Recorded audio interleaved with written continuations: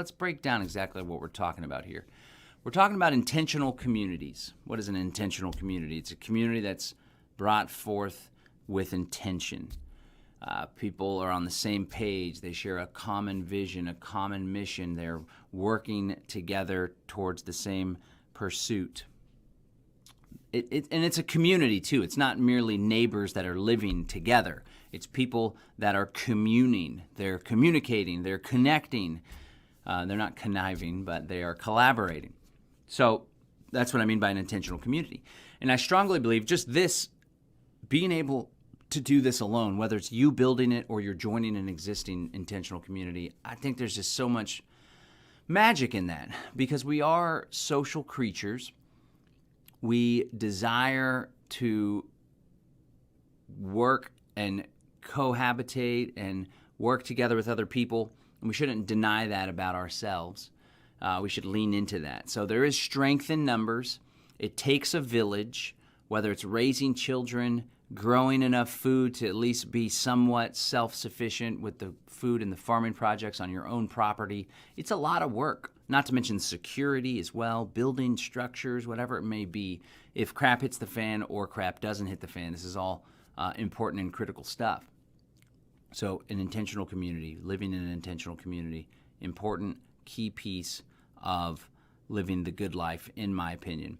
For those of you that are like, I don't want to live with a bunch of people around me, I don't want to constantly be asked to go hang out by the fire or whatever, rest, it's okay. You can be a part of a community in a rural area, living on your own property, your own homestead, an apartment, an RV, whatever it may be, and you are a part of a community that gets together regularly. Maybe there's somebody that has land that's also a part of that community, and you can go hang out at their place. So different strokes for different folks. We do recognize that, and just the important part is to be in community and to be out in the country.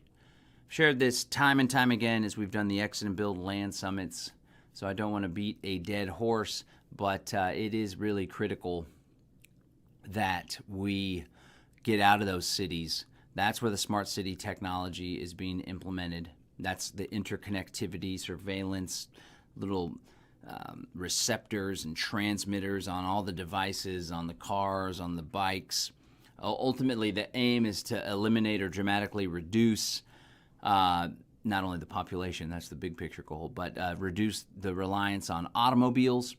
And the claim is that this has a lot to do with the environment. And sure, there may be some environmental benefits to having fewer cars on the road as far as smog and all that stuff.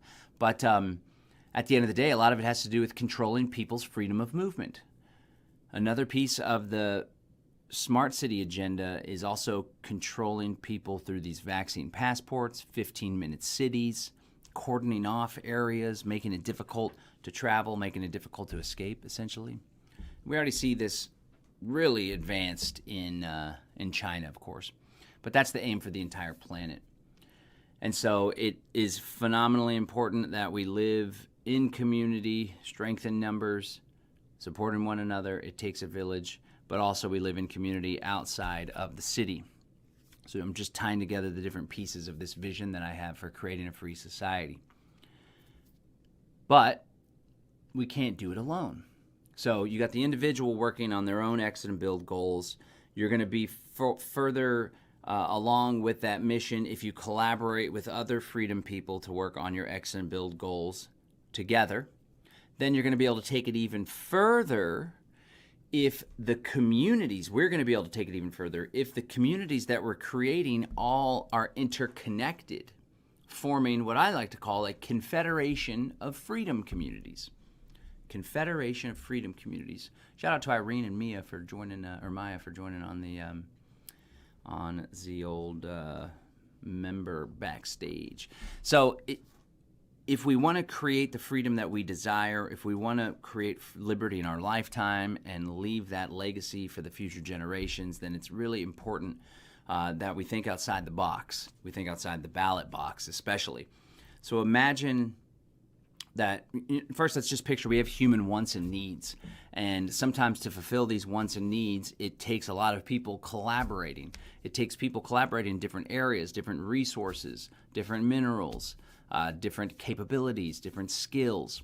These individuals and enterprises, whether there be gift economy, voluntary, a church service, gift economy, or more of a market-based, profit-driven business that provides goods and services to the broader community, it is going to need to scale in order to service the wants and needs of a large number of people. And in order to do that, it'll be difficult if you just do it on your own siloed community without a greater connection to the broader freedom movement and freedom community. So again, that's where this Confederation of Freedom Communities idea comes from.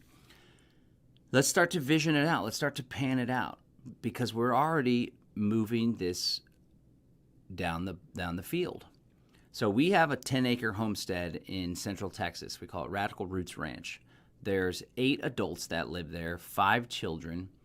How many dogs? 1, 2, 3, 4 dogs, 2 cats with a third that comes along, a stray that sneaks in and eats our cat's food. We have, I don't know how many ducks now, 7 ducks. We just hatched 4 more chicks, so there's like 12 chickens. We got a guest house people hang out in. So we're looking to expand that community, maybe to add 4 more RV or pad sites or eco homes or earthen homes, right? So we're going to have a little tribe of 8 households. So that's where we're starting. That's what I'm doing to advance this mission down the field. There's already existing communities. For example, our good friends River and Amani in Tennessee have Haven Earth, or Haven Village as they call it.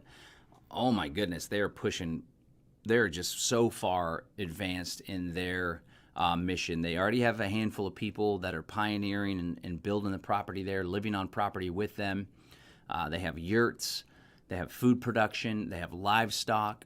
They're just breaking ground and about to actually build their first hemp home. That's like not like a hemp tiny home. They built a hemp tiny home, but like actually a home.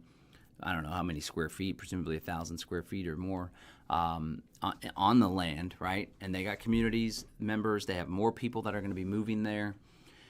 You have our good friend Jonathan England down in Costa Rica at Earth Waking Village. He has, 55 people, I believe. We just did a webinar with him, and tons of people signed up to go visit and to put a deposit on possibly moving down there. There's such a huge demand for this. And then, of course, my good friend and associate, co-founder of the Freedom Cell Network, Derek Brose, he has a property down in Morelia, in the mountains of Morelia, that they are working to build out, and they're finding those other families and individuals to help build that out as well. It's in the very beginning stages, but they have the land, which is a huge hurdle and often difficult to overcome. So that's just the beginning. There's tons of communities that I missed out on. There's some that are building or some ideas that are in development. So what we're trying to do with Live Free Academy is to advance this agenda through the X and Build Land Summit, through educational workshops and seminars, and just through putting out messages like we are here today. And if you notice, what we're going to do to further this agenda as well, further this mission, to continue to do God's work on this incredible earth, is to build a Trinity formation organizations. Again, Trinity, if you're just joining us, is a 508c1a ministry, right? You have a tax exception for that. 508c1a, and then you have a non-statutory trust, which holds title to the land and other assets. And then you have a PMA, private membership association, which is how the humans and the people relate to one another with agreements. This is all known as operating in the private realm. The private realm. River and Amani's Haven Village is doing just that, as is Jonathan England's Earth Waking Village. And we will be doing that when we build out our big project that we are working on as well. And so that's an element of it as well. An element of this mission is to do it in the private realm. You see, we can't build the new earth using old matrix, legal nonsense, corrupt systems. We got to do it with these private realm style systems. So you can see quickly this vision coming together. Not just a vision, but there's already advancements being made in this mission, with the communities already starting to populate. And then what I want to do to take it a step further is to create these communities in an interconnected way. The established communities, but also building new communities to work together, maybe even establish certain standards or certain guidelines that we follow, to lean on sister communities in order to aid in dispute resolution or overcoming any problems or struggles that go beyond the capabilities of one of the existing communities, to trade amongst the communities. Maybe someday we have our own common cryptocurrency that we use that's issued through whatever. Maybe it ends up being backed by the land or the resources that are created or produced on said communities. Maybe there's a school system that operates through the communities, and there's funds that are raised to help be dispersed in building out new schoolhouses for the kiddos, whatever it may be. The point is, if we're going to create the freedom that we all desire, we got to think big. We got to push beyond the boundaries of our comfort zone, push beyond the boundaries of what we know and what we're accustomed to. Go into the ballot box every 4 years, voting, hoping for a slightly better situation for ourselves, a slightly better government, slightly better situation in our home country. We got to push beyond all that.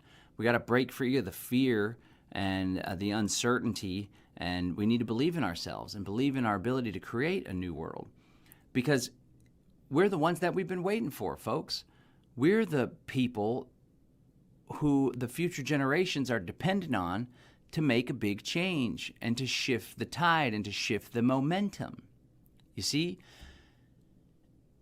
there's this like vicious cycle that's taking place right now where people are just caught up in a continual rat race, miserable with their jobs. A lot of people are barely irking by, struggling to make ends meet, not having the time to get creative and to vision and to be innovative and changing the way that we relate to one another, the way we fulfill our wants and needs, the way we transact, right? Everyone's just like in this grind. The Federal Reserve and central bank has a lot to do with it by debasing the currency, taking away its value. But we need to think outside the box. We need to break free of that vicious cycle or that hypnotic rhythm, as Napoleon Hill calls it. When you don't have a definite purpose, you're drifting in life, and you find yourself caught in hypnotic rhythm, doing the same thing over again, never really having any ability or momentum to escape. The momentum is a cycle, and I tell you, that's a cycle that happens internally with folks, and I fall victim to it as well myself. But it's also a cycle that happens at a society level, at an entire community or culture can be caught in a cycle of dependency, impotence, relying on external figures and institutions in order to solve their problems and provide for their wants and needs. And then ultimately, like on a spiritual and an activist level, relying on other people in order to come and fix things. And that's exactly what we see happening with the election. So I'm talking with my family and stuff, and I love my family. They all watched the debate last night. I caught a little bit of it after the webinar I did last night when I was driving home and sat down at the house. My son and my wife watched it. But it's the same conversation that's always playing out. And a lot of people, here's an exercise I really want to encourage people to do. I often see things in terms of like these bigger picture patterns. So it's like a lot of folks tend to be caught in the present moment, which is optimal to always be in the present moment. But we're just focused on this election right here. Maybe we expand far enough to the last election. And we're like examining things and, it was like this last time and here's where we are now. But if you really just pull back, and at least my entire adult life, pulling back, every single election's been the exact same thing. It's just clown A versus clown B. The lesser of two evils thing is really getting played out and kind of annoying by now. I know some people worship Trump as some hero, but when you take a critical look from a perspective of freedom and anti-corruption and sound monetary policy, you see that he's just another clown. Although he may be slightly more tolerable than the other clowns, he's definitely more entertaining to watch, I tell you that much. Boy, that guy has some funny one-liners. But either way, it's always the lesser of two evils. And so the point that I want to make is pull out and just look at like where history has gotten us, where government has gotten us, where politics has gotten us, where abrogating your power has gotten us. It's time to take back our power. It's time to take back our power and our creative capabilities to create something special. And that's what I'm trying to push, and I'm just going to keep priming it out and pumping it out, especially as we found this ministry. That will be one of the big purposes of the ministry and one of the core PMAs that we're going to be starting. The purpose, in part, will be to push forward this mission of creating this confederation of freedom communities. It's got to happen. Just think about it. What other avenue, what other big picture avenue do we have to compete with the status quo? And again, if you're just joining us, we just fired up the YouTube stream a little bit late. Ryan popped in, but earlier I was talking about where we're at.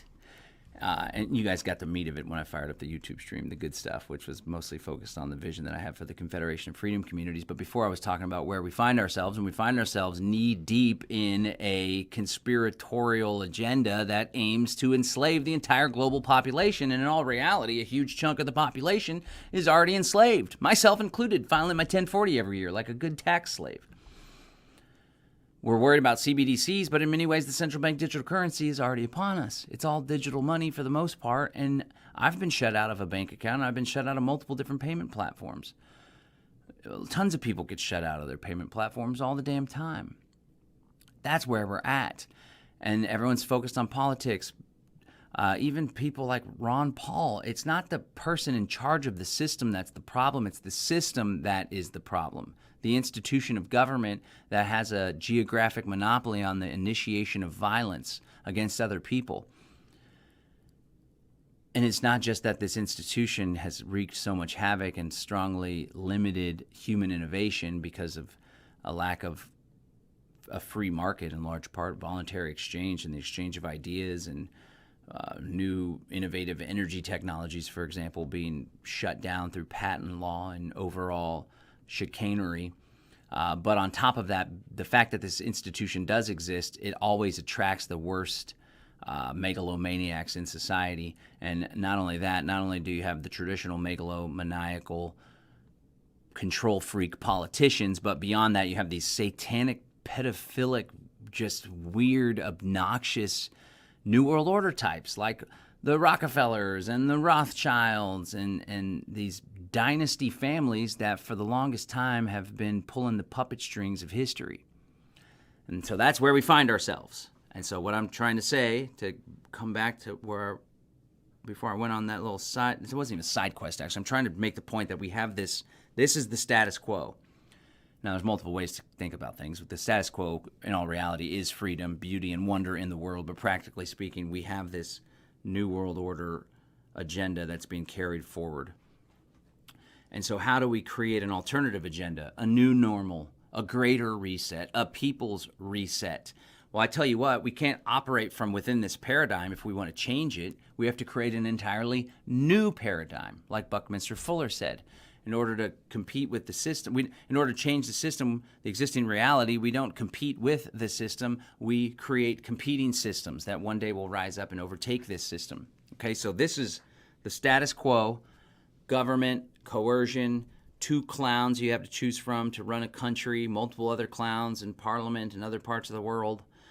You have being told what to do. You have a law enforcement class if you step outside of the lines of what is accepted according to the edicts and the law and all this stuff, then you get your head cracked in or you have your property taken, and then you have a predatorial group of satanic pedophiles that are governing things and controlling things. All right, so that's the status quo. So the question is, how do we overcome that? And maybe you guys, I just want to encourage people to like get that deep down yearning, that strong desire within you to actually overcome this.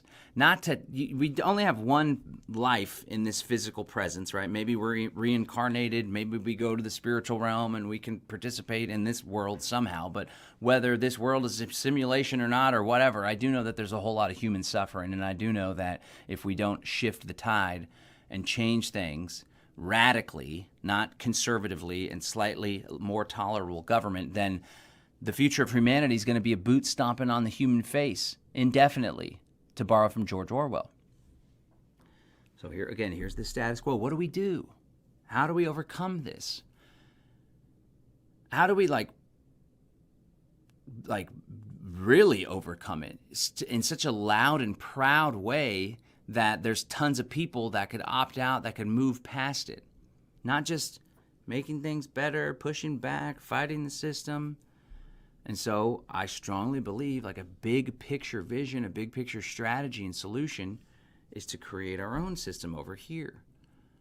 And it can't be done on a micro level. So exiting and building in your personal life is great. We all need to do that, and that's the number one focus. It's kind of like the old analogy when you're in a plane and you're there with your child and the oxygen's not coming into the plane and those masks drop. You're instructed to put one on yourself first and then help the child, because if you don't help yourself first, you'll pass out and then your child will be helpless to help themselves.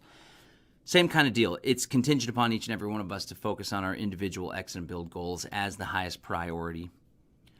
But then we need to go above and beyond that.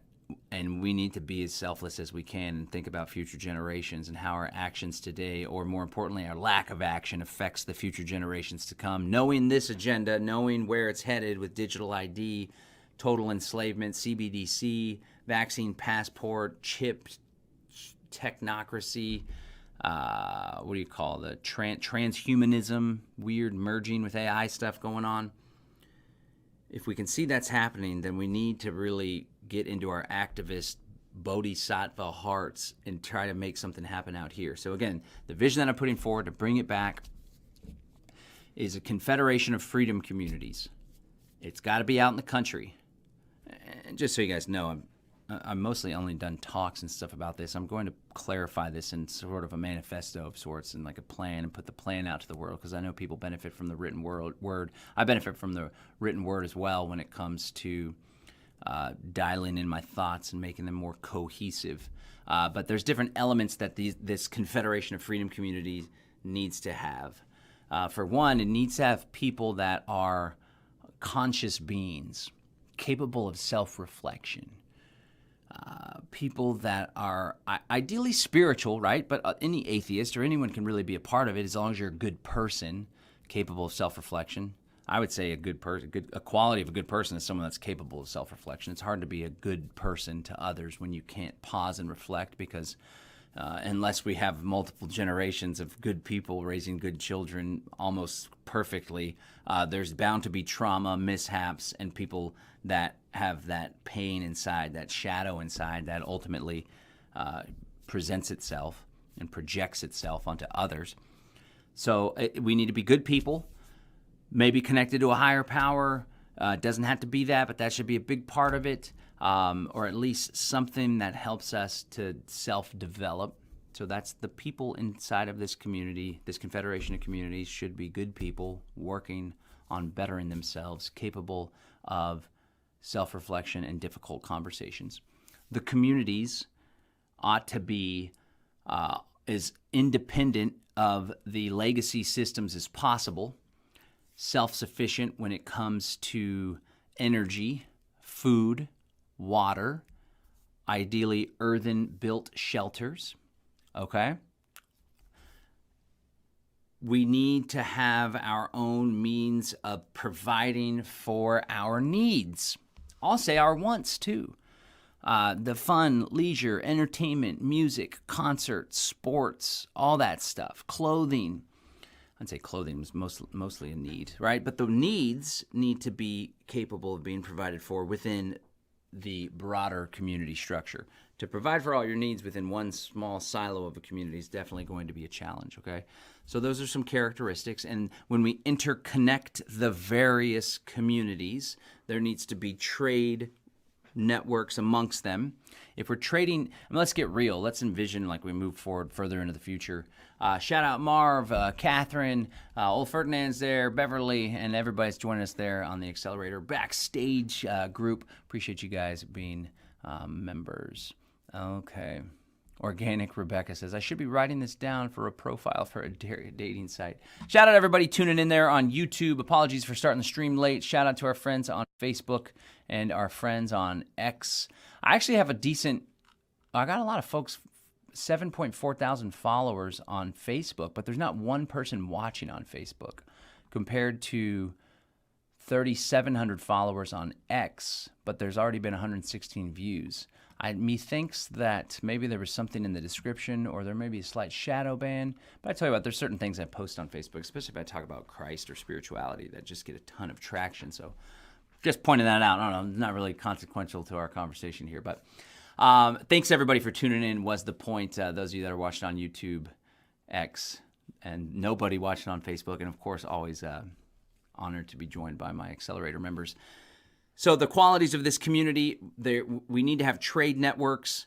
What I was going to say is if we fast forward to Mad Max style, maybe collapsed, or we're like really trying to do our own thing independent of the legacy, smart city, New World Order, great reset deal that gets created in the legacy system, the status quo, the circle that I was pointing out earlier.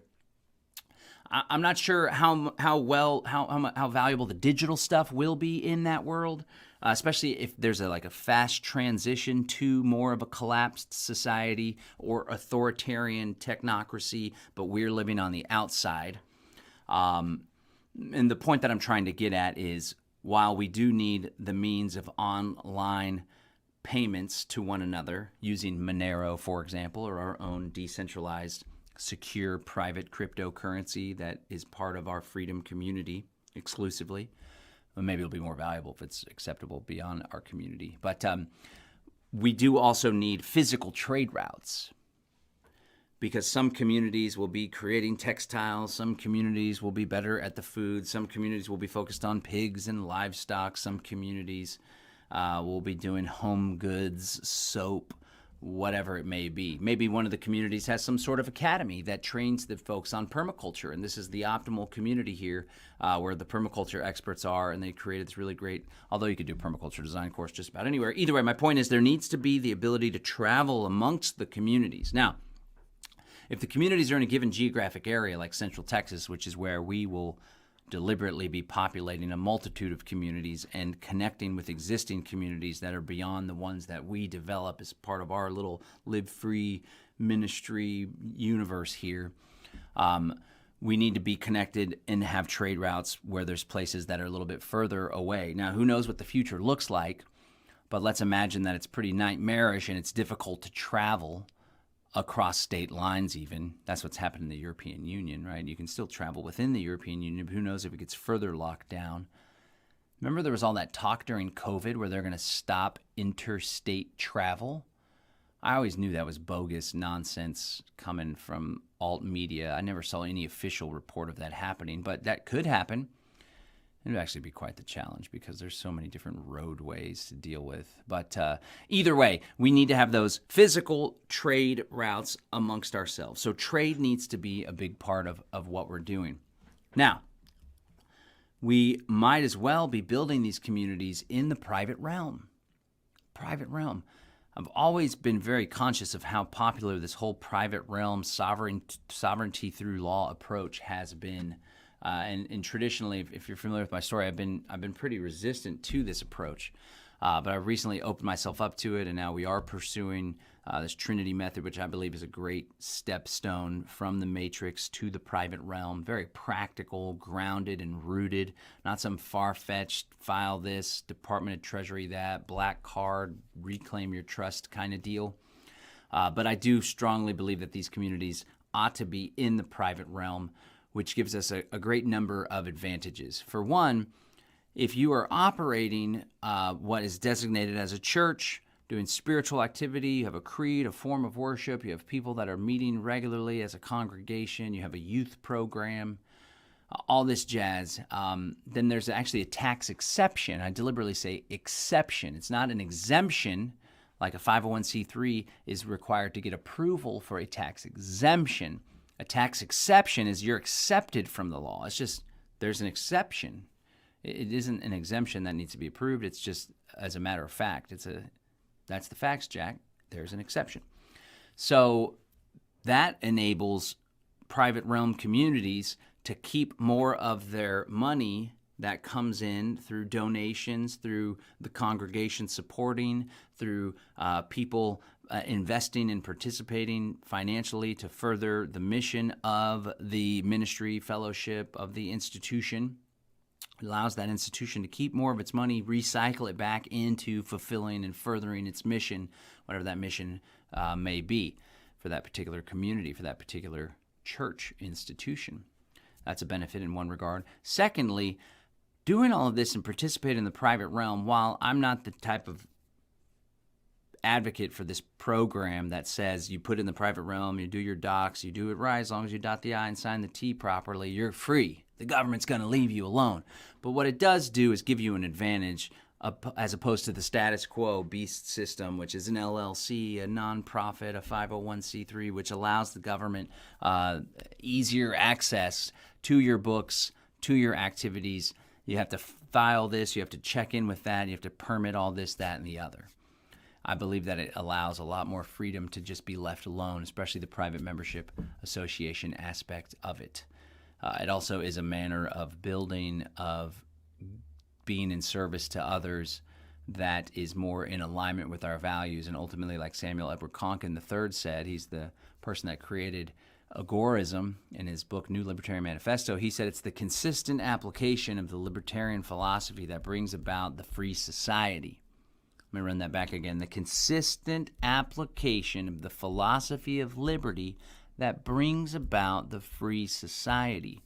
So if we want to create a free society, and if we want to create heaven on earth, if we want to build the new earth, then it's only congruent if we're building the new earth using new earth private realm systems as opposed to maintaining the status quo of the legacy legal system, which has been leveraged in order to control people and turn rights into privileges.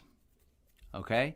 So it's got to be private realm. It's got to be out in the country. It's got to be people with integrity. It's got to be mission-driven. It's got to be vision. Now let's talk about some objections and some things that could go wrong to cap it off here.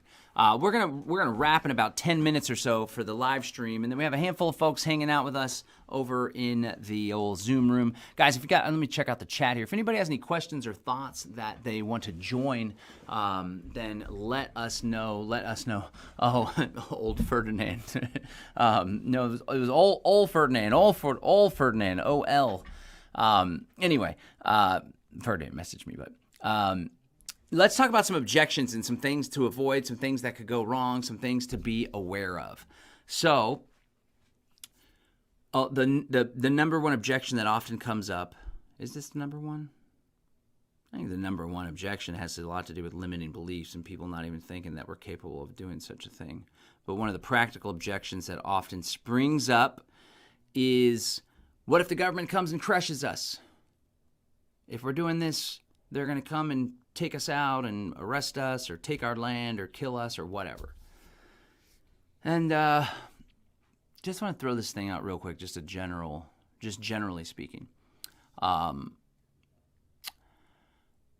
just want to challenge people to be mindful of the thoughts that arise within them whenever we're talking about solutions or cool things that could happen. Whether it's moving out to the country and building a homestead and trying to put that vision in people's heads, or making more money and having the financial independence to live a good life or take care of your parents or whatever, or go on a nice vacation or buy the homestead, or whether it's learning a new technology that enables you to opt out of the financial control grid, whatever it may be. Just want to challenge people to be mindful when somebody puts forward an idea that on the surface sounds like a pretty cool thing. Even though it may be challenging here or there, we may not fully understand it. Sure, moving out to the country and building a confederation of freedom communities, I hope that sounds like a cool idea to you. Certainly sounds like a damn cool idea to me. Be mindful if your first thoughts are a reason why it couldn't work or why you believe it can't work. So I want to challenge you to break free of that hypnotic rhythm, of that hypnotic thought pattern rhythm. because I know there's a whole lot of people in our community, and this is something that I believe is necessary for us to overcome if we are to actually pull something like this off. We're really going to have to step into our power. We're really going to have to believe. Maybe it's blind faith. I don't know what it is, but we're going to have to believe that we can make this happen and not have these self-doubts.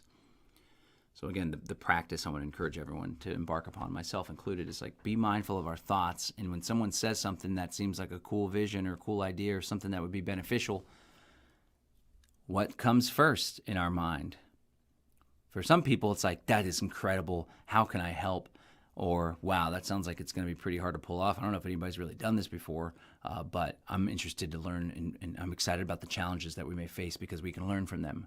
But there's a lot of people that'll be like, well, that's never going to work. They'll just shut us down. We should vote for Trump instead. What if they come and take us out? How are we going to work together? Everyone's so divided, blah, blah, blah, blah, blah, blah, blah, blah, blah. That doesn't serve us in these pursuits. That being said, let us not be naive to some of the weaknesses of the strategy.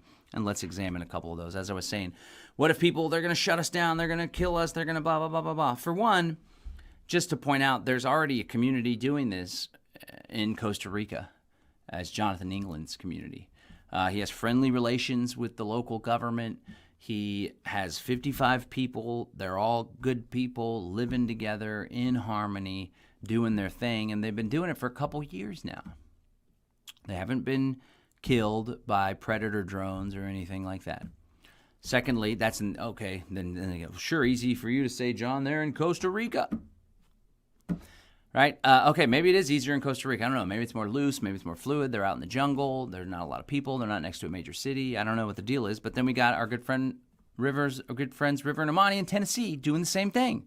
Private realm, trust, PMA, 508 ministry. They call theirs a ministry of nature. So that's pretty cool. Secondly, at this point, I don't know what it's going to be like in the future. Two paths we could go down. Ultimately, it'll probably be the middle path. One path is things just slightly, it's like the slowest gradual approach towards New World Order. And maybe actually there's a revival of independence in certain countries. I honestly believe much of the EU is already far gone.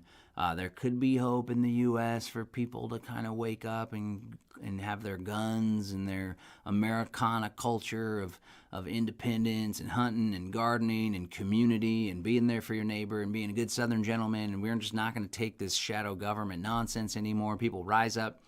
Unfortunately, I do not believe that to be the most likely outcome. And this path is the best path.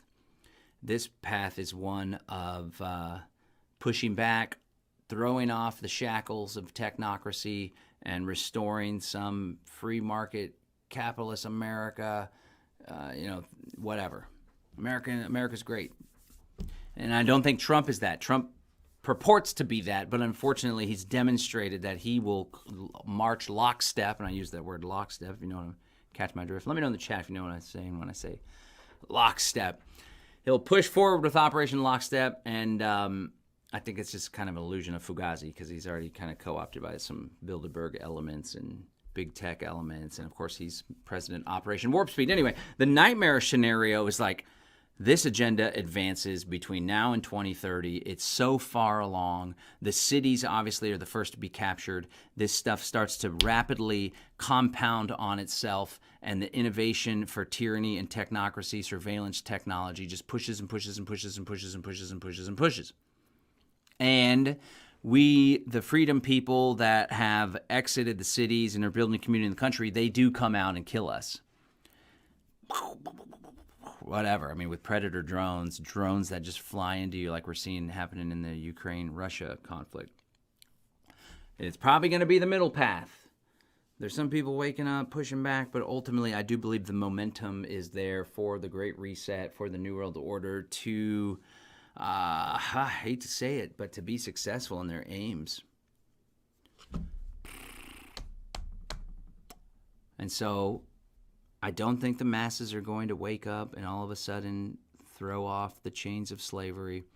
In all honesty, even before the Great Reset was first iterated, I think in 2020, it was already iterated in other ways. This technocratic New World Order panopticon society. I've been familiar with it for 20 years now. People even before me, Alex Jones, William Cooper, old school conspiracy people. G. Edward Griffin's been pumping it out. I think the momentum is there. It's going to push forward. So in the present moment, next 2, 3, I don't know, probably even 5 years, I just don't think it's very politically expedient for a community of freedom people living out in the country to come be destroyed by predator drones. But as I'm saying this, I'm thinking of David Koresh, right? And what happened with the Branch Davidian compound in Ruby Ridge. So here's how we overcome that. Just a couple things real quick. I think it's unlikely in the short term, especially if we're peaceful people that are still engaged with the rural communities. Okay? So let's think about it this way. Political expediency. It's not often the case that governments just go out and kill their citizens, especially an armed population. Now, this does happen in some totalitarian situations. But I do believe that optimally we engage with the existing communities as well. We build relationships, we add value, we build shared value based on shared values. So, for example, here in Texas, just east of Austin, in the rural communities around here, it's a lot of Texas good old boy folks. And you shake a good firm handshake, look them in the eye, talk about the farmer's market, help one another, ask for help from your neighbor, provide help to your neighbor, and that relationship and that bond is going to be stronger than anything the New World Order can throw off. And if the federal government or some UN blue helmet nonsense, first of all, none of that's even going to fly in the state of Texas. Maybe it'll fly in New York or California, but if it's going to be the local government, the local sheriff's department that is tasked with executing the freedom community for just being free, I don't think that's going to fly. If it's predator drones, technocracy, then here's the deal, folks. It's better to die on your feet than to live on your knees. And maybe it'll be a good martyr's death. And who the heck is going to... Would you rather just go along with the agenda and the program, or at least have a chance and some semblance of hope that you'll be able to experience freedom by following and pursuing this path of Confederation of Freedom Communities? I hate to even be talking about this. Sure, it's a bleak subject, but it always does come up. I honestly can't think of any other major objections to this path. When it comes to the private realm thing, if you're playing your cards right and you actually are legitimately operating a spiritual organization, a religious organization, then you're actually not required to pay taxes. Property taxes is another question. Each state has different policies. Each country has different taxes. Not every country has 508c1a, but within every country on this planet, you can't operate within the private realm. That's what the private realm is all about.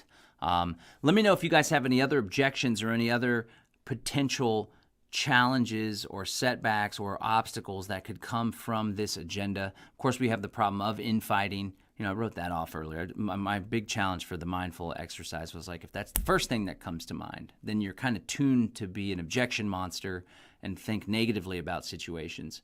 But if the first thing that comes to mind is hope and, wow, this could work and I want to be a part of it and I think it could be hard, we've never done anything like this, it's going to be a challenge, but I think we could try this, then you're a little bit tuned more towards the optimistic side. And I tell you, in order to actually pull this off, we all need to tune ourselves deliberately to hope, optimism, and not just sitting around all hairy-fairy, la-la-la, woo-woo-woo, but we really do need to put in the work. All right, let's see some questions here. All right, so we got a handful of folks here in our after hours. We're going to go to the after hours for a little bit. I said I was going to wrap up around 1:15 formally for the after hours. We're going to end the stream here in just a sec, guys. I hope you appreciate this vision. I'm going to recap it once more, but if you guys have any questions,